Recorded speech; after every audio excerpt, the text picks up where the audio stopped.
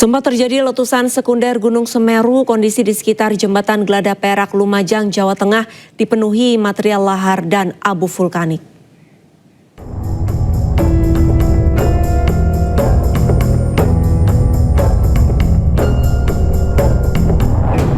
Sempat terjadi letusan sekunder Gunung Semeru, kondisi di sekitar jembatan Glada Perak, Lumajang, Jawa Tengah dipenuhi material lahar dan abu vulkanik.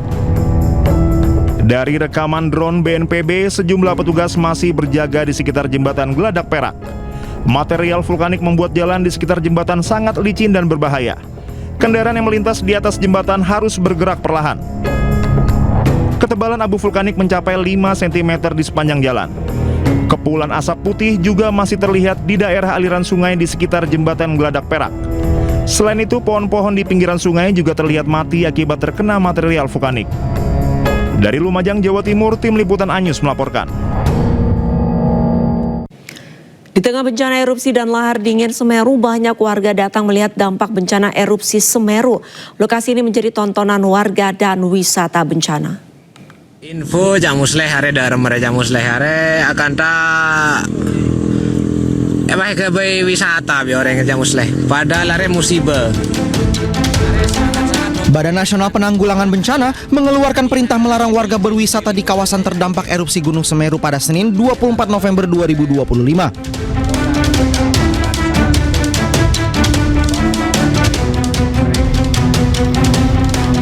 Agar larangan ini efektif, BNPB juga meminta agar pemerintah Kabupaten Lumajang, Jawa Timur bekerja sama dalam penyampaian perintah itu dengan memasang banner larangan di kawasan itu.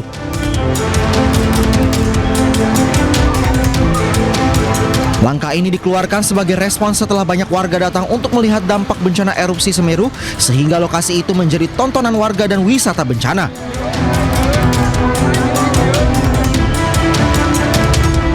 Hingga saat ini potensi awan panas hingga 4 km dari puncak dan bahaya lahar sejauh 20 km dari hulu sungai masih bisa terjadi.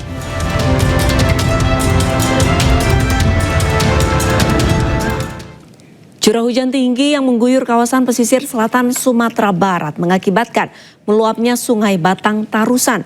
Imbasnya jalan lintas Sumatera, Padang, Painan, dan Bengkulu tidak bisa dilalui kendaraan.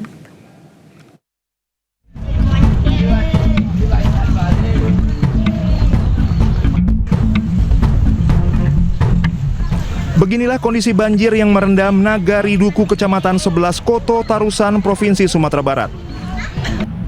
Banjir setinggi hingga 1 meter menggenangi pemukiman warga dan menutup akses jalan jalur lintas Sumatera, Padang, Painan, dan Bengkulu. Tingginya intensitas hujan yang mengguyur kawasan pesisir selatan sejak 2 hari terakhir hingga Senin pagi mengakibatkan Sungai Batang Tarusan meluap hingga ke jalan nasional. Situasi arus lalin di tepatnya kami berada di daerah Jongah, Kenagarian Duku Utara, Kecamatan Tarusan, Kabupaten Pesisir Selatan. Dapat kita sama saksikan sampai saat ini arus lalin terputus karena naiknya air sungai.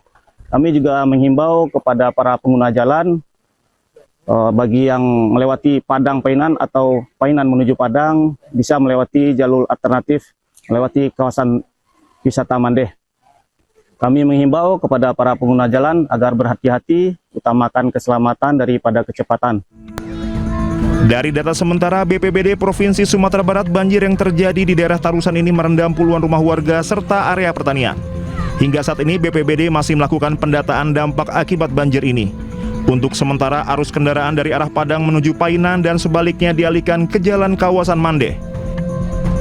Dari Kabupaten Pesisir Selatan Sumatera Barat, Budi Sunandar, Anyus melaporkan. Ratusan rumah yang berada di pinggir Sungai Batang tergenang banjir. Ketinggian banjir bervariasi dan paling tinggi mencapai 2 meter.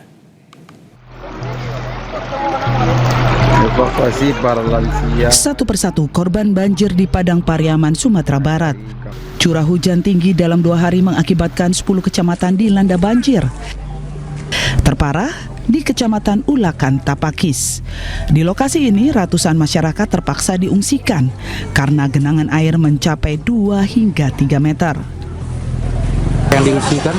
Ya, kita bersama tim BPBD masyarakat itu dari pagi sudah mengevakuasi, bahkan dari subuh bersama perangkat nagari sudah berupaya mengevakuasi warga yang terdampak banjir, terutama itu kaum rentan, lansia, balita dan ibu hamil. Di mana kita ungsikan?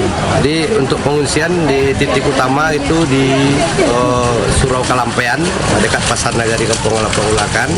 Namun demikian ada beberapa titik lagi tempat pengungsian kita ada di Surau Pelak Pisang dan ada di Surau Pari dan ada beberapa memang di rumah warga yang tidak terdampak banjir pada hari ini.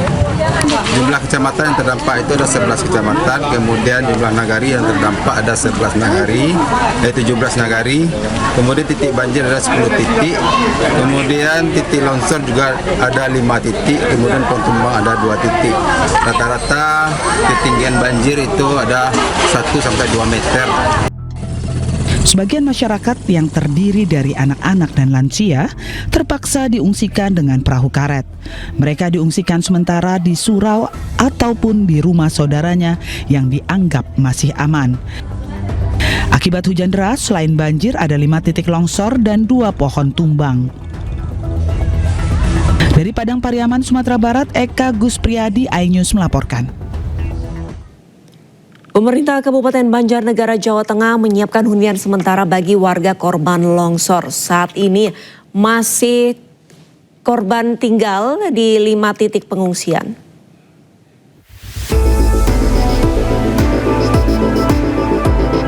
Material longsor yang berasal dari tebing setinggi 100 meter melululantahkan bangunan rumah milik warga.